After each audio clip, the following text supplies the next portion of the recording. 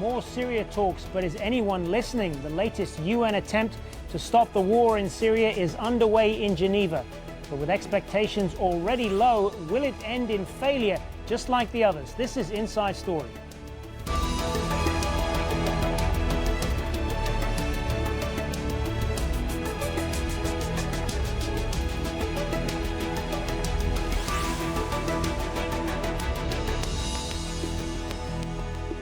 Hello, warm welcome to the program. I'm Hazem, Sika. UN-sponsored talks between the Syrian government and opposition groups have resumed for the first time in almost a year. The opposition says the fate of President Bashar al-Assad is on the agenda, something the government has refused to discuss. Hopes of a breakthrough at the talks therefore remain low, but the UN is urging all sides to find a way forward for the sake of the Syrian people. The eyes of all Syria and the eyes of all the world are looking to Geneva. As has been stated so many times already, there is no humanitarian or military solution to this conflict. A genuine political commitment to peace will be needed if 2017 is to offer any different prospect than the death and destruction of the past 6 years.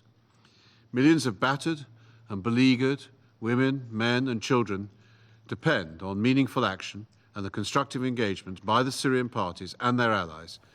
Now, the talks in Geneva are the UN's fourth attempt to end the war in Syria. The first were almost 5 years ago when world powers decided on a transitional government comprising both regime and opposition leaders. That plan became impossible to implement when the opposing sides could not agree on whether to include President Bashar al-Assad.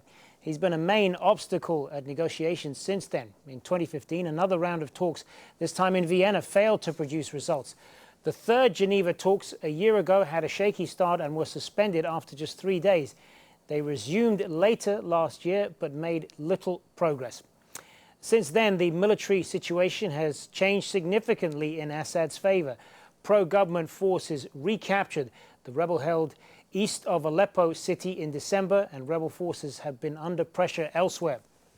Well, let's bring in our guest now from Geneva. We have Salman Shaikh. He is founder and CEO of the Shaikh Group and a former UN staffer and policy advisor. From Moscow, we're joined by Vladimir Sotnikov, founder and director of the Russia East-West Center for Strategic Studies. And joining me here in the studio, Louay Safi, a former Syrian opposition leader, current professor of political science and policy at Hamad bin Khalifa University here in Qatar. Good to have you all with us, gentlemen. Salman Shaikh, let me start with you then. What is your, what is different with these talks this time around, do you think?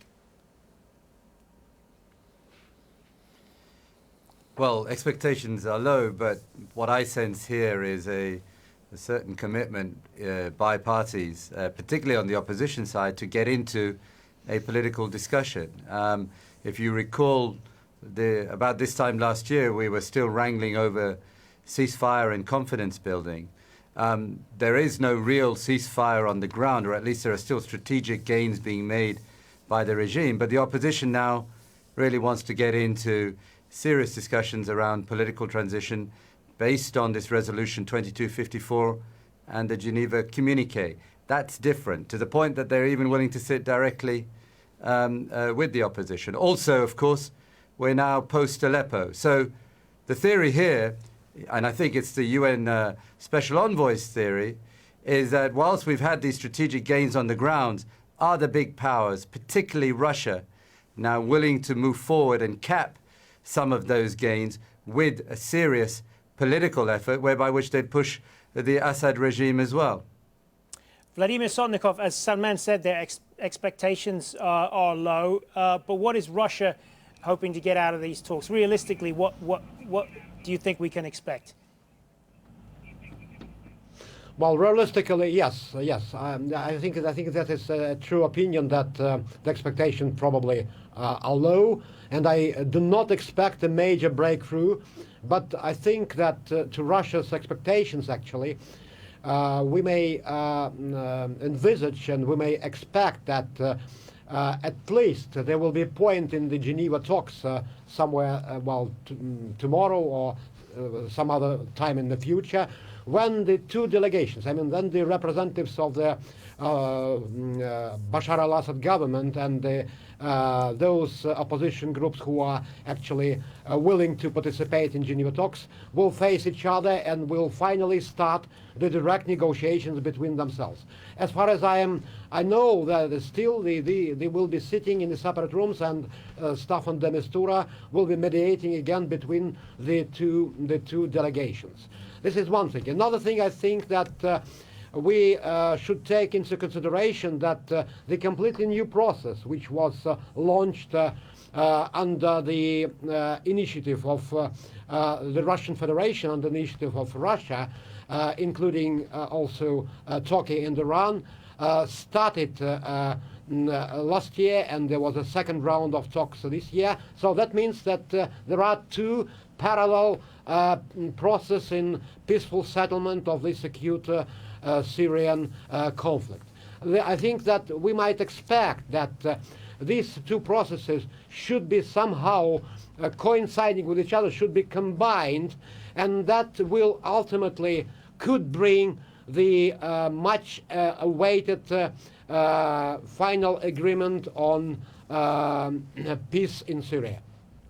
Louay Safi, a lot has changed in Syria since the last round of Geneva talks. Opposition is much more on the back foot now. There was, of course, the defeat in Aleppo was a major setback. How does that affect how each side, particularly the opposition, is going to approach these talks? Well, I mean, the opposition is really on the receiving side at this point. Has lost a lot of leverage because of the military intervention of the Russians, who have really used an excessive force against civilian population, forcing, you know, these are the members of this community that were forced ultimately to seek a political solution. But unfortunately, the Russians are not trying to push toward a political solution. They want quiet. And they want to make sure that the Assad continue to be on top. I think that's a formula for disaster. The opposition in Geneva are being fragmented by de Mistura, who has brought different factions with unequal really weight within the Syrian community. And this, to me, is not a good sign. You know, they wanted to divide the political opposition and force it into agreeing to certain terms. If that happens, then I think we're going to see a much prolonged conflict within the Middle East. Salman Shaikh, let me turn back to you on this. Now, there is a hope in Geneva, or a possibility perhaps, that this round of talks might actually be face-to-face between the regime representatives and the opposition. Are you getting any indication of that? Because if they can't even get these guys in the same room together, what realistic hope is there of any results here? No, that's absolutely right. Well, we've heard directly from the opposition that they would welcome direct talks. We haven't heard from the government or the regime side up till now, though I suspect that the Russians and others would like that, and to start some sort of a parallel discussion on the three agenda areas that Staffan de Mistura has laid out, related to credible, non-sectarian governance with regards to the constitution and with regards to elections. But look, let's be clear here. I think the expectation is that we can announce at the end of this some sort of a new round of negotiations which doesn't take another year, 13 months. Also, perhaps some sort of groups that would look at those three areas, working groups, if you like, that would start to get into this, and where perhaps there would be the possibility of more direct discussions between the parties. But Louis raised an important point, which was regards to the opposition composition. As we're speaking right now, there's still disagreement about including others, this Cairo group, for example, or the Moscow group. And, you know, these kinds of things are speed bumps, and we shouldn't take them lightly, because it will, as we've seen before, have a wearing effect in terms of the talks themselves, and won't let us get on to that political agenda. Vladimir Sotnikov, we heard the comments there at the beginning from Mr. O'Brien about the continued suffering of Syrian civilians. What is Russia doing to address that? What, if anything, is being done at these talks to address that, which is acute at this point? Well, if you mean that what is Russia is doing actually to ease the suffering of the Syrian people, I think Russia actually doing a lot. Actually, we are providing humanitarian aid. We are in favor, and we were organizing the humanitarian corridors when there was a fight for Aleppo, and to have them walking, to for the outcome of the peaceful population from besieged Aleppo, and from the point and the peaceful population were actually victims of the terrorist groupings like the so-called Islamic State. So, but majorly, we are not avoiding this question at all. Russia exactly is not avoiding this question. We are ready, and we are actually negotiating or trying to negotiate with those opposition groupings representatives who are coming regularly, by the way, to Moscow. We are trying to negotiate this question, and we are raising this question at the negotiations with them. So, well, I would say at the end of the day, Russia is actually trying to ease the sufferings of the people of Syria, who are really victims of this horrible civil war to a great extent.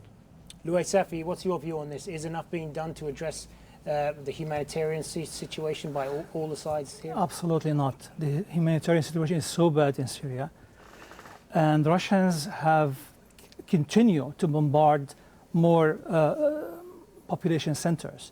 In fact, they have not honored the ceasefire agreement that the military groups that went there, they signed, and they promised that the regime will stop attacking the civilian population. But this has not happened. There has been attack in Wadi Barada, close to Syria, in Al-Ghouta, in southern Syria, in Daraa. So the regime is not serious, and in fact, the regime, in my view, is not calling the shots. What's happening in Syria now is directed by two powers, Iran and Russia. So both own what's happening in Syria in terms of tragedy. Both own it at this time. And what is sad about it is that they are not doing what it takes to stop the continuation of the destabilization within Syria, because they insist to bring back the very dictator who started the whole thing. And I think that would not be a solution. Let me turn back to you then, Salman Shaikh. What is noticeable in these talks is the absence of any high-level U.S. representation here. How do you see that fitting into this, and what might be the future U.S. position on this? What can they do to resolve this? Well, the U.S. Special Envoy Michael Ratney is here. He's kept a pretty low profile, though I know he's meeting with all the parties, or certainly on the opposition side and others. The question is the mandate he's got, and that is a bit more murky for us to try and figure out. In fact, I was in Munich just over the weekend, and there we even heard the UN Special Envoy saying that he wasn't quite sure what the American policy was. Look, what we do know is that, of course, President Trump is focusing on the fight against Daesh, though exactly how that will be conducted, we still This is the Arabic term for ISIL. We're still waiting for that 30-day review. Sorry, yes, for ISIL, exactly. But what happens at the end of that 30-day review that the president has ordered, we'll have to wait and see. We've got a lot of talk about safe zones, perhaps again around Raqqa in the northern part of Turkey more broadly. And then the big question we've got is at what level would the US engage politically? I think what we are getting between the lines is that the US is most interested in a freezing of the conflict. So the safe zone idea could be part of that. What we're really then talking about are zones of influence being carved out within Syria? Well, what we've learned over the last 6 years or so is that you can't really freeze this conflict. You have to solve it. You can't manage it. The consequences, as we've seen, are far too great and not controllable. So we hope that the US, and certainly this is what I've heard from other Western partners and more broader, the US has to step forward with its own political engagement and to support a real, genuine political transition in Syria, work with Russia, work with President Putin and with President Erdogan, as well as others, in order to get us to the place where I think the majority of Syrians are. The vast majority of Syrians do want to change. They recognize there's need for change, even if that takes longer than the original timelines that had been set with regards to the Obama administration and the Western powers. All right, I want to get Vladimir's view on that. The United States has talked, Trump has certainly talked about defeating ISIL in Syria. Is this something where Russia could work with the US on? And I want to get your view on what Louay said earlier about the accusation that the Russians are contributing to the worsening humanitarian situation by bombing many of these civilian areas in Syria.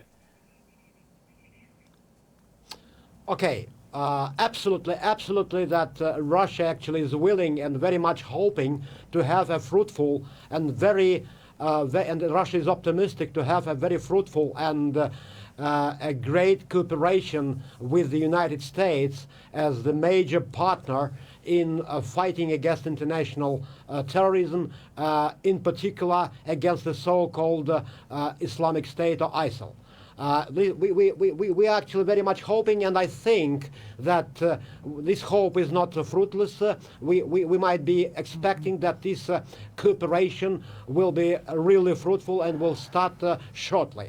As regards to your second question, I would like to say that, with all my respect to my Syrian colleague, I would say instead that blaming everything on Russia, on aggravating the sufferings of Syrian people in this horrible conflict, let me give him just a polite piece of advice. I think, and this is a question at the same time, what actually the Syrian opposition he is representing, or a part of the Syrian opposition, would do actually to contribute to the real settlement of the Syrian conflict. Thank you. All right. Louay, you want to respond to that? Well, I would like to give an advice through him to Mr. Putin, because he's up to big surprise shortly. You know, the first priority of Team Trump is to defeat Iran and to pressure Iran, beginning with Syria. And I think that's why they suggested this free zone, because as Salman pointed correctly, this will provide the Americans more time to fight the Iranians in Syria, and of course to create more pressure on Iran. And so there's a very short window of opportunity for the Russians, and probably they have already passed it, to try to have a real political solution in Syria, as opposed to standing behind the very dictator who has created the mess in Syria. I think the opposition have always been willing to engage in political solution. In fact, you know, I was part, as you may recall, of Geneva second, negotiations, and we were asking for a, sort of midway between what the opposition is asking and what the regime is asking. But then the regime would not budge a bit, and the Russians would not pressure the regime to try to come up with a transitional solution that will save both those who support the Assad and those who oppose him. Now all Syrians are going to be up into a serious period of uncertainty. I want to ask you about that point, though, because the fact is that the regime is in a stronger position this time than they were last year when these talks were convened at the expense of the opposition. And this position that that your group has, that Assad must go, is this something that they're going to have to drop at some point? Is a realistic They concession? cannot, because really there can't be any solution with al-Assad there. I mean, there can't be any practical solution. If there were, I would be the first to call for negotiation with al-Assad. But he is so deceptive, and more than that. Now, Assad is not in a better position today. Who is in a better position are the militias of Iran, Hezbollah in particular. And so he is in a deeper trouble, because I'm sure that now the American administration, this new right-wing administration in Washington, is going to go after Iran, after Hezbollah. And so I don't think this is a win for him. Nobody is winning in Syria, I can tell you, nor the Russian, neither the regime or the opposition. The real solution comes when there is a political solution of transition and not keeping the very person and the group that have brought Syria into this very disastrous stage of its history. Salman Shaikh, what does a political transition in Syria look like to you? And is it one that is going to have to include Assad? Well, before I answer that, let me just build on what Louay actually said. In the talks, in the pre-talks here over the last day or so, the Russians have made, I think, a fairly firm commitment to try to control the skies. Whereas when it comes to the Iranians, they've made no such commitment when it comes to the ground force. In fact, when they were pointedly asked by UN representatives, their response was that we'll have to go back to Tehran. And we see already movement of forces, things like that around Damascus, East Ghouta. That has to stop. For the Russians, it is a moment of truth. The big question here is, are they willing and are they able to move on some form of a transition here? And are they able to pressure the Assad government, the regime, in that direction, and to keep Iran out of the way? Now, what does a transition look like? Well, in many ways, a transition should have already started, because it's not the same Syria as 6 years ago. We have a collapsed state.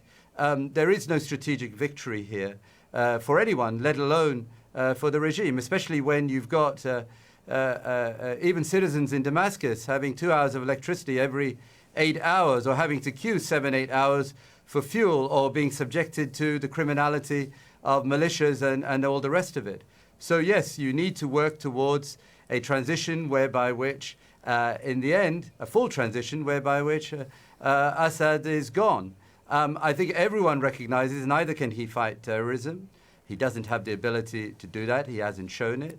And neither does he have the ability to bring the services and the kind of order and stability that is required all over Syria. So I would say that we're already in a transition, or a first phase of transition. We now have to move into, at some stage, into a transition without Bashar al-Assad. And then we can start the work of rebuilding the country that Syrians so desperately want to do. Vladimir Sotnikov, is this a moment of truth for the Russians? I mean, this is not a conflict that they want to be involved in indefinitely, is it? Yeah, it is actually. I agree. And well, thank you very much for my respected American colleague. Actually, yeah, this is the transition has already started. It started actually from the point when was launched an Astana process. And yeah, this is the moment.